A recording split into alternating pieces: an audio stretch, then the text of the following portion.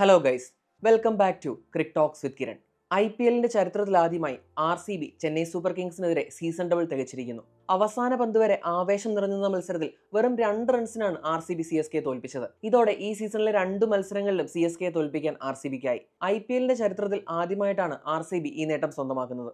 ഒരു പേഴ്സണൽ നോട്ടിൽ പറയുകയാണെങ്കിൽ സത്യം പറഞ്ഞാൽ ടെൻഷൻ അടിച്ച് കിളി പോയി എന്ന് തന്നെ പറയാം. മത്സരത്തിലേക്ക് വന്നാൽ ഈ സീസണിൽ തുടർച്ചയായി 5ാം തവണയും രജത് പട്ടിദാറിന് ചിന്നസ്വാമിയിൽ ടോസ് നഷ്ടപ്പെട്ടു. ചിന്നസ്വാമി സ്റ്റേഡിയത്തിൽ ടോസ് എത്ര ക്രൂഷ്യലാണെന്ന് നമുക്ക് എല്ലാവർക്കും അറിയാവുന്ന കാര്യമാണ്. ഇനി 220 പോലൊരു ഹൈ സ്കോർ പടുത്തുയർത്തിയാലും അവസാന പന്തെറിയുന്നവരെ അവിടെ ആ സ്കോർ സേഫ് അല്ല. Short boundary dimensions, high altitude, അതുപോലെ തന്നെ രണ്ടാം ഇന്നിംഗ്സിൽ ഉണ്ടായേക്കാവുന്ന ഡ്യൂ, ഇതെല്ലാം തന്നെ ചേസിംഗ് ടീമിനെ ഫേവർ ചെയ്യുന്ന കാര്യങ്ങളാണ്. ഈ മത്സരം നമ്മൾ പരിശോധിച്ചാലും ഞാൻ ഈ പറഞ്ഞ ഫാക്ടേഴ്സിന്റെ ഒരു ഇൻഫ്ലുവൻസ് നമുക്ക് കാണാൻ സാധിക്കും. ഇനി ഇന്നത്തെ മത്സരത്തിനായിട്ട് RCB ഗ്രൗണ്ടിൽ ഇറങ്ങുന്നതിന് മുൻപ് തന്നെ വലിയൊരു തിരിച്ചടിയാണ് നേരിട്ടത്. ഷോൾഡർ നിഗിൾ കാരണം ജോഷ് ഹേസൽവുഡിന് ഈ മത്സരം കളിക്കാൻ കഴിഞ്ഞില്ല. പകരം ലുങ്കി എൻഗിഡിയാണ് ടീമിലേക്ക് വന്നത്. ഈ സീസണിൽ RCBയുടെ ലീഡിംഗ് വിക്കറ്റ് ടേക്കറാണ് ജോഷ് ഹേസൽവുഡ്. അത് മാത്രമല്ല, RRുമായിട്ട് ചിന്നസ്വാമിയിൽ നടന്ന മത്സരത്തിൽ ഓൾമോസ്റ്റ് സിംഗിൾ ഹാൻഡഡ്ലിയാണ് ജോഷ് ഹേസൽവുഡ് ആ മത്സരം RCBയെ വിജയിപ്പിച്ചത്. ഫീവർ മൂലം കഴിഞ്ഞ മത്സരം കളിക്കാതിരുന്ന ഫിൽ സോൾട്ട് ഈ മത്സരത്തിൽ റിക്കവർ ആയില്ല. പകരം ജേക്കബ് ബദൽ തന്നെയാണ് ഇന്നിംഗ്സ് ഓപ്പൺ ചെയ്തത്. RCBയുടെ ബാറ്റിംഗിലേക്ക് വരുമ്പോൾ മികച്ചൊരു ഓപ്പണിംഗ് പാർട്ണർഷിപ്പ് ആയിരുന്നു. ജേക്കബ് ബദൽ ആയാലും വിരാട് കോഹ്ലി ആയാലും എക്സലന്റ് ആയിട്ടാണ് കളിച്ചത്. നമ്മൾ അവരുടെ പവർ പ്ലേ ഫേസ് നോക്കിക്കഴിഞ്ഞാൽ സ്കോർ ചെയ്തത് 71 റൺസാണ്. അപ്പോൾ റൺ റേറ്റ് നോക്കിക്കഴിഞ്ഞാൽ 11.83. അത്രയും എക്സ്പ്ലോസീവ് ആയിട്ടാണ് ജേക്കബ് ബദൽ ആയാലും വിരാട് കോഹ്ലി ആയാലും കളിച്ചത്. ഇനി ഈ രണ്ടുപേരിൽ കുറച്ചുകൂടി അഗ്രസീവ് ആയത് വിരാട് കോഹ്ലി തന്നെയായിരുന്നു. സാധാരണ കൂടുതൽ ബൗണ്ടറികൾ കണ്ടെത്തുന്ന വിരാട് കോഹ്ലി ഇന്ന് കൂടുതലും സിക്സസിലാണ് ഡീൽ ചെയ്തത്. അപ്പോൾ അങ്ങനെ വന്നപ്പോഴേക്കും നല്ലൊരു പവർ പ്ലേ സ്കോർ സ്വന്തമാക്കാൻ ഇവർക്കായി. ഇനി മിഡിൽ ഫേസിലേക്ക് വന്നു കഴിഞ്ഞാൽ ആ പവർ പ്ലേയിൽ ഉണ്ടായ ഒരു എക്സ്പ്ലോസീവ് ആയ ഒരു സ്റ്റാർട്ട് പിന്നെ കണ്ടിന്യൂ ചെയ്ത് കൊണ്ടുപോകാൻ RCB കഴിഞ്ഞില്ല. പ്രത്യേകിച്ച് ഓപ്പണിംഗ് ബാറ്റേഴ്സായ ബദലും വിരാട് കോഹ്ലിയും പുറത്തായതിനു ശേഷം CSK ബോളേഴ്സ് ഭംഗിയായിട്ട് ആ മത്സരം തിരികെ പിടിച്ചു. 33 പന്തിൽ 8 ഫോറും 2 സിക്സും അടക്കം 55 റൺസാണ് ജേക്കബ് ബദൽ എടുത്തത്. 17 പന്തിലാണ് ജേക്കബ് ബദൽ പുറത്താവുന്നത്. വിരാടിന്റെ ഇന്നിംഗ്സിനെ കുറിച്ച് പറയുകയാണെങ്കിൽ ഈ സീസണിലെ ഏറ്റവും ബെസ്റ്റ് ടച്ചിലാണ് വിരാട് ഈ മത്സരത്തിൽ കളിച്ചത്. 5 ഫോറും 5 സിക്സും അടക്കം 33 പന്തിൽ 62 റൺസാണ് വിരാട് കോഹ്ലി എടുത്തത്. ഇന്നിംഗ്സിന്റെ ഒരു ഘട്ടത്തിൽ പോലും ഒരു ഫാൾസ് ഷോട്ട് പോലും വിരാട് കോഹ്ലി കളിച്ചില്ല. അങ്ങനെ വിരാട് കോഹ്ലി ഒരു സെഞ്ചുറിയിലേക്ക് കുതിക്കുമെന്നൊരു തോന്നൽ വന്നപ്പോഴാണ് സാം കറാന്റെ ഒരു സ്ലോ ബോൾ ബൗൺസർ ബൗണ്ടറിയിലേക്ക് ഗൈഡ് ചെയ്യാനുള്ള ശ്രമത്തിനിടയിൽ വിരാട് പുറത്താവുന്നത്. വിരാട് പുറത്താവുമ്പോൾ 11.5 ഓവറിൽ 121 റൺസ് ഉണ്ടായിരുന്നു RCBക്ക്. എന്നാൽ അതിനുശേഷം കളി സ്ലോ ആയി. ഇപ്പോൾ ആദ്യത്തെ ഓവറിൽ അത്യാവശ്യം റൺസ് വഴങ്ങിയിരുന്ന നൂർ അഹമ്മദ് പിന്നീടുള്ള 3 ഓവറിൽ മികച്ച രീതിയിലാണ് പന്തെറിഞ്ഞത്. അതുപോലെ കഴിഞ്ഞ മത്സരങ്ങളിൽ ലൈനിലായാലും ലെങ്തിലായാലും ആ കൺസിസ്റ്റൻസി പുലർത്താതിരുന്ന പതിരണ ഇന്ന് മികച്ച ഫോമിലാണ് ആദ്യ 3 ഓവർ പന്തെറിഞ്ഞത്. അപ്പോൾ നൂറിന്റെയും പതിരണയുടെയും ആ ഒരു എക്സലൻസ് സ്പെല്ല് വന്നപ്പോഴേക്കും 18 ഓവറിൽ 159 എന്ന അവസ്ഥയിലേക്ക് RCB ചുരുങ്ങി. അതായത് 12 ഓവറിൽ 121 എടുത്ത ടീമാണ് പിന്നീടുള്ള 6 ഓവറിൽ അവർക്ക് വെറും 38 റൺസ് മാത്രമാണ് എടുക്കാൻ കഴിഞ്ഞത്. അതിൽ പ്രത്യേകിച്ചും 16, 17, 18 ഓവറുകളിൽ ബൗണ്ടറി കണ്ടെത്താനാവാതെ RCBയുടെ മിഡിൽ ഓർഡർ ബാറ്റർമാരായ രജത് പട്ടിദാറൊക്കെ വിഷമിക്കുന്ന കാഴ്ചയാണ് നമ്മൾ കണ്ടത്. പട്ടിദാർ നന്നായിട്ട് തന്നെ സ്ട്രഗിൾ ചെയ്തു. 15 പന്തിൽ 11 റൺസാണ് പട്ടിദാർ എടുത്തത്. ഇനി ദേവദത്ത് പടിക്കലിന്റെ കാര്യം പറഞ്ഞാൽ 15 പന്തിൽ 17 റൺസാണ് എടുത്തത്. ജിതേഷ് ശർമ്മ 8 ബോളിൽ 7 റൺസാണ് എടുത്തത്. വിരാട് കോഹ്ലിയും ജേക്കബ് ബദലും ചേർന്ന് ക്രിയേറ്റ് ചെയ്ത ആ ഒരു മൊമെന്റം മുന്നോട്ട് കൊണ്ടുപോകാൻ ഇവർക്കായില്ല. ഒരു ഘട്ടത്തിൽ സുഖമായിട്ട് ഒരു 210 സ്കോർ ചെയ്യുമെന്ന് പ്രതീക്ഷിച്ച RCB ഒരു 180 താഴെ ഒതുങ്ങുമെന്ന് തോന്നിച്ച അവസരത്തിലാണ് റൊമാരിയോ ഷെപ്പേർഡ് വരുന്നത്. പിന്നീട് നമ്മൾ കണ്ടത് സ്ഫോടനാത്മകം എന്ന് തന്നെ വിശേഷിപ്പിക്കാൻ പറ്റുന്ന ബാറ്റിംഗ് ആണ്. 18 ഓവറിൽ 159 റൺസ് എന്ന നിലയിൽ സ്ട്രഗിൾ ചെയ്യുകയായിരുന്ന RCBയുടെ തലവര തന്നെ റൊമാരിയോ ഷെപ്പേർഡ് മാറ്റിമറിച്ചു. ആ 2 ഓവറിൽ പിറന്നത് 54 റൺസാണ്. IPL ചരിത്രത്തിലെ തന്നെ സെക്കൻഡ് ഫാസ്റ്റസ്റ്റ് 50. 14 പന്തുകളിൽ നിന്ന് 4 ഫോറും 6 സിക്സും അടക്കം 53 റൺസാണ് റൊമാരിയോ ഷെപ്പേർഡ് എടുത്തത്. ഇതിൽ 19ാം ഓവറിന് ഖലീൽ അഹമ്മദ് 33 റൺസാണ് വഴങ്ങിയത്. നമ്മൾ ഈ മത്സരം ഇൻ ടോട്ടൽ നോക്കുകയാണെങ്കിൽ ഈ 2 ഓവർ തന്നെയാണ് ഒരു ഡിഫറൻഷിയേറ്റിംഗ് ഫാക്ടർ ആയതെന്ന് നമുക്ക് പറയാം. കാരണം ചിന്നസ്വാമിയിലെ ഒരു ബാറ്റിംഗ് ഫ്രണ്ട്ലി സർഫസിൽ ഒരു ബിലോ പാർ ടോട്ടൽ ഒതുങ്ങിയിട്ടിരുന്ന RCBയെ പാർ സ്കോറിനേക്കാൾ ഒരു അറ്റ്ലീസ്റ്റ് ഒരു 20 റൺസ് കൂടുതൽ നൽകിയത് റൊമാരിയോ ഷെപ്പേർഡിന്റെ ഒരു ഇന്നിംഗ്സ് ആണ്. നമ്മൾ ഇനി ചെന്നൈ സൂപ്പർ കിങ്സിന്റെ ബോളിംഗ് നോക്കിയാൽ നൂർ അഹമ്മദ് എക്സലന്റ് ആയിട്ടാണ് പന്തെറിഞ്ഞത്. 4 ഓവറിൽ 26 റൺസ് കൊടുത്ത് 1 വിക്കറ്റ്. അതുപോലെ 18 നല്ല പെർഫോമൻസ് ആയിരുന്നു. 4 ഓവറിൽ 36 റൺസ് കൊടുത്ത് 3 വിക്കറ്റ്. ഖലീൽ അഹമ്മദ് നല്ല എക്സ്പെൻസീവ് ആയി. ഖലീൽ അഹമ്മദിന്റെ 19ാം ഓവറാണ് കളി തിരിച്ചതെന്ന് തന്നെ പറയാം. ആദ്യത്തെ 2 ഓവറിൽ 32 റൺസ് വഴങ്ങിയ ഖലീൽ അവസാനത്തെ ഓവറിൽ 33 റൺസ് കൂടെ കൊടുത്തപ്പോഴേക്കും 3 ഓവറിൽ 65 എന്നൊരു ഫിഗറിലെത്തി. പിന്നീട് അൻഷുൽ കമ്പോജ് ഡീസന്റ് ആയിട്ട് ബോൾ ചെയ്തു. 3 ഓവറിൽ 25 റൺസ്. അതുപോലെ ജഡേജയ്ക്കും വിക്കറ്റ് ഒന്നും കിട്ടിയില്ലെങ്കിലും ഡീസന്റ് ആയിരുന്നു. 3 ഓവറിൽ 26. അപ്പോൾ 214 എന്നൊരു വലിയ സ്കോർ ചേസ് ചെയ്യാനായിട്ടാണ് CSK ഇറങ്ങിയത്. നമ്മൾ ഈ മത്സരത്തിന്റെ പ്രിവ്യൂ വീഡിയോ ചെയ്തപ്പോൾ പവർ പ്ലേയിൽ ആയുഷ് മാത്ര ക്രിയേറ്റ് ചെയ്യുന്ന ആ ഒരു ഇമ്പാക്റ്റിനെ പറ്റി സൂചിപ്പിച്ചിരുന്നു. ഈ മത്സരത്തിൽ ആയുഷ് ഒരു അൺബിലീവബിൾ ഇന്നിംഗ്സ് ആണ് കളിച്ചത്. തീർച്ചയായിട്ടും സെഞ്ചുറി ഡിസേർവ് ചെയ്യുന്ന ഒരു ഇന്നിംഗ്സ് തന്നെയായിരുന്നു അത്. ഇനി നമ്മുടെ CSKയുടെ പവർ പ്ലേയിലേക്ക് വന്നാൽ ആദ്യത്തെ 2 ഓവർ ഇവർ കോഷ്യസ് ആയിട്ടാണ് കളിച്ചത്. അത് മാത്രമല്ല RCB ബോളേഴ്സ് നല്ല ഡീസന്റ് ആയിട്ട് തന്നെയാണ് ബോൾ ചെയ്തത്. ഇന്നൊരു ചേഞ്ചിന് കൃണാൽ പാണ്ഡ്യയെ വെച്ചിട്ടാണ് രജത് പട്ടിദാർ ബോളിംഗ് ഓപ്പൺ ചെയ്തത്. ആദ്യത്തെ ഓവർ നല്ല രീതിയിൽ തന്നെ കൃണാൽ എറിഞ്ഞു.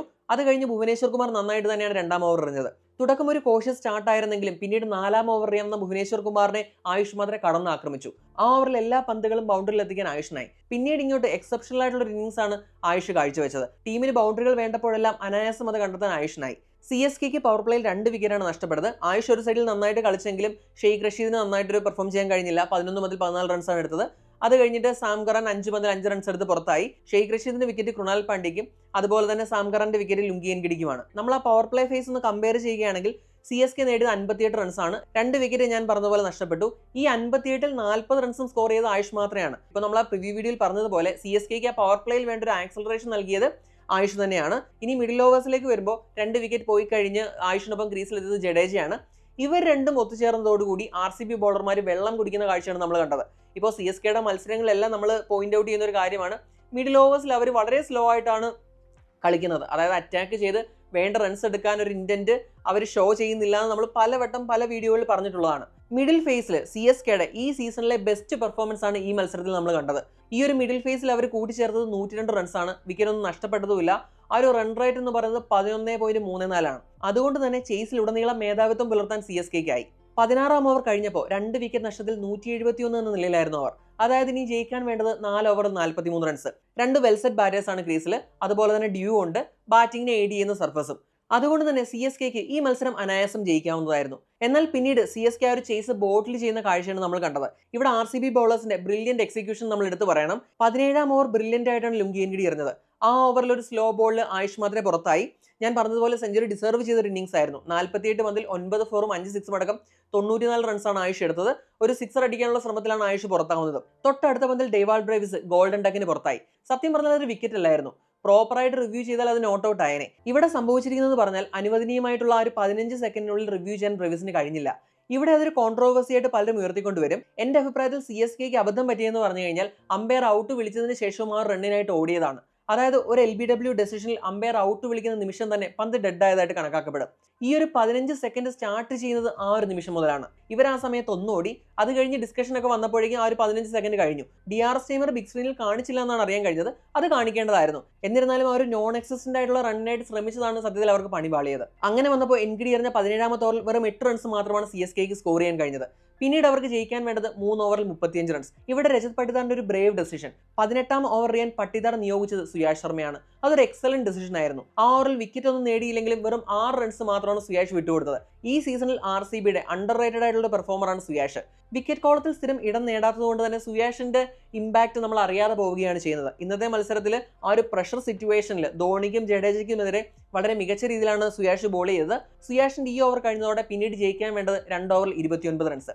ഭുവനേശ്വർ കുമാറാണ് ഓവർ ബോൾ ചെയ്തത്. ആ ഓവറിൽ 14 റൺസാണ് CSK നേടിയത്. ആ ഓവറിലെ 6 പന്തുകളിൽ 5 പന്തുകളും ഭുവനേശ്വർ നന്നായിട്ട് തന്നെയാണ് ബോൾ ചെയ്തത്. അതിൽ ആദ്യത്തെ പന്ത് ഒരു സിംഗിൾ ഒതുങ്ങേണ്ടതായിരുന്നു. ഒരു ഈസി ക്യാച്ചാണ് വിരാട് കോഹ്ലി കളഞ്ഞത്. ആ ബോൾ 4 പോവുകയും ചെയ്തു. വിരാട് കോഹ്ലി ക്യാച്ച് കളഞ്ഞ കാര്യം പറയുമ്പോൾ എടുത്തു പറയേണ്ട ഒരു കാര്യമുണ്ട്. ഇന്ന് RCB വളരെ മോശം ഫീൽഡിംഗ് ആയിരുന്നു, പ്രത്യേകിച്ച് ക്യാച്ചിങ്ങിൽ.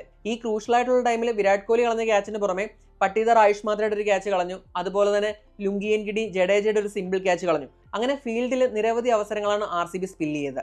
അങ്ങനെ അവസാന ഓവറിലേക്ക് വന്നപ്പോൾ 15 റൺസാണ് യഷ് ദയാലിന് ഡിഫെൻഡ് ചെയ്യാനുണ്ടായിരുന്നത്. ഇപ്പോൾ കഴിഞ്ഞ സീസണിൽ ചിന്നസ്വാമിയിൽ നടന്ന മത്സരം വെച്ച് കമ്പയർ ചെയ്യുമ്പോൾ ഒരുപാട് സമാനതകളുള്ള ഒരു അവസാന ഓവറായിരുന്നു. അന്ന് 17 റൺസായിരുന്നു യഷ് ദയാലിന് ഡിഫെൻഡ് ചെയ്യേണ്ടിയിരുന്നത്. ഇന്ന് 15 റൺസായിരുന്നു. ഓവറിലെ ആദ്യത്തെ 3 പന്തുകൾ മനോഹരമായിട്ടാണ് യഷ് ദയാൽ ബോൾ ചെയ്തത്. അതിൽ 3ാമത്തെ പന്തിൽ MS ധോണിയെ വിക്കറ്റിന് മുന്നിൽ കൊടുക്കാനും യഷ് ദയാലിനായി. ഇപ്പോൾ കഴിഞ്ഞ സീസൺ നോക്കിയാൽ ആ മത്സരത്തിലും MS ധോണിയെ പുറത്താക്കിയത് യഷ് ദയാലായിരുന്നു. അതിനുശേഷം ശിവം ദുബെ ക്രീസിലേക്ക് വന്നു. അവിടെ യഷ് ദയാലിന് ഒരു അബദ്ധം പറ്റി. ഡ്യൂ കൊണ്ടായിരിക്കണം കയ്യിൽ നിന്ന് ബോൾ സ്ലിപ്പായി. അതൊരു നോ ബോൾ ആയിരുന്നു. അനായാസം ശിവം ദുബെ ആ ബോൾ 6 അടിച്ചു. അതോടെ 3 പന്തുകളിൽ 6 റൺസ് എന്ന നിലയിൽ മത്സരം വീണ്ടും CSKക്ക് അനുകൂലമായി. എന്നാൽ പിന്നീടുള്ള 3 പന്തുകളിലും സിംഗിളുകൾ മാത്രമാണ് CSKക്ക് ഇടാനായത്. അങ്ങനെ വന്നപ്പോഴേക്കും വെറും 2 റൺസിന് RCB ജയിച്ചു. സത്യത്തിൽ ഇതൊരു ഹേസ്റ്റ് എന്ന് തന്നെ പറയാം. ഇപ്പോൾ നമ്മൾ RRന്റെ മത്സരത്തിൽ പറഞ്ഞ പോലെ ആ മത്സരം RR ജയിക്കേണ്ടതായിരുന്നു. എന്നാൽ അവസാന നിമിഷം അവരുടെ കയ്യിൽ നിന്ന് ആ വിജയം RCB തട്ടിയെടുത്തു. ഇന്നത്തെ മത്സരം നോക്കിയാലും 16 ഓവർ കഴിഞ്ഞപ്പോൾ CSK അനായാസം ജയിക്കുമെന്നാണ് നമ്മൾ കരുതിയത്. CSK ജയിക്കുമെന്ന് കരുതിയതല്ല, CSK ജയിക്കേണ്ട മത്സരം തന്നെയാണ്. അവിടെയും അവരുടെ കയ്യിൽ നിന്ന് വിജയം തട്ടിയെടുക്കാൻ RCBക്കായി. അങ്ങനെ വന്നപ്പോഴേക്കും 11 കളികളിൽ നിന്ന് 8 വിജയങ്ങളുമായിട്ട് 16 പോയിന്റോടെ RCB 1ാം സ്ഥാനത്തെത്തി. ഇനി RCBയുടെ ബോളിംഗ് കാർഡ് നോക്കിക്കഴിഞ്ഞാൽ ഹേസൽവുഡിന് പകരം വന്ന ലുങ്കി എൻഗിഡി നന്നായിട്ട് തന്നെ ബോൾ ചെയ്തു. 4 ഓവറിൽ 30 റൺസ് വഴങ്ങി 3 വിക്കറ്റ്. അതുപോലെ സുയാഷ് ശർമ്മ 4 ഓവറിൽ 43 റൺസ് കൊടുത്തെങ്കിലും ഞാൻ പറഞ്ഞ പോലെ ഒരു ക്രൂഷ്യൽ ഓവർ എറിയാൻ സുയാഷ് ശർമ്മയ്ക്കായി. ഭുവി എക്സ്പെൻസീവ് ആയിരുന്നു. 4 ഓവറിൽ 55 റൺസ് കൊടുത്തു. യഷ് ദയാൽ 4 ഓവറിൽ 41 റൺസ് കൊടുത്ത് ഒരു വിക്കറ്റ്. അതുപോലെ കൃണാൽ പാണ്ഡ്യ നല്ല ഡീസന്റ് ആയിട്ട് 3 ഓവറിൽ 24 റൺസ് കൊടുത്ത് 1 വിക്കറ്റ്.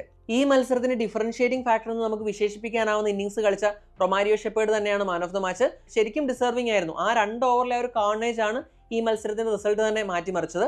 ഇനി നമ്മൾ പോയിന്റ് ടേബിളിലേക്ക് തിരികെ വന്നു കഴിഞ്ഞാൽ RCB ഞാൻ പറഞ്ഞ പോലെ ഏറെക്കുറെ പ്ലേ ഓഫ് ഉറപ്പിച്ചു. ഇനി 3 മത്സരങ്ങളാണ് ബാക്കിയുള്ളത്. അപ്പോൾ തീർച്ചയായിട്ടും അവർ ഒരു ക്വാളിഫിക്കേഷൻ മാത്രമല്ല, ഒരു ടോപ്പ് 2 ഫിനിഷ് തന്നെയായിരിക്കും അവർ ലക്ഷ്യം വെക്കുന്നത്. വെറും ക്വാളിഫിക്കേഷൻ അല്ല, ഒരു ടോപ്പ് 2 പൊസിഷൻ തന്നെയാണ് ഞങ്ങൾ എയിം ചെയ്യുന്നതെന്ന് പട്ടിദാർ മത്സരശേഷം പറയുകയുണ്ടായി. 3 മത്സരങ്ങൾ കയ്യിൽ ബാക്കിയുള്ള സ്ഥിതിക്ക് തീർച്ചയായിട്ടും അവർക്ക് അതിന് സാധിക്കും. ഇനി CSKയുടെ കാര്യം പറഞ്ഞു കഴിഞ്ഞാൽ ഞാൻ ഈ മത്സരത്തിനിടയ്ക്ക് ഒരു പോസ്റ്റ് ഇട്ടതുപോലെ ആയുഷ് മാത്രേ എന്ന് പറയുന്നത് CSKയുടെ ഈ സീസണിലെ ഫൈൻഡ് ആണ്. നെക്സ്റ്റ് സീസണിൽ ഗെയ്ക്വാദ് പരിക്കിൽ നിന്ന് മുക്തനായിട്ട് തിരികെ വരുമ്പോൾ അവർക്ക് നല്ലൊരു ഓപ്പണിംഗ് ഒരു ജോഡി കിട്ടും. ഋതുരാജ് ഗെയ്ക്വാദ്, ആയുഷ് മാത്രേ എന്ന് പറയുന്നത് വളരെ നല്ലൊരു ഓപ്പണിംഗ് പെയർ ആയിരിക്കുമെന്നാണ് ഞാൻ വിശ്വസിക്കുന്നത്.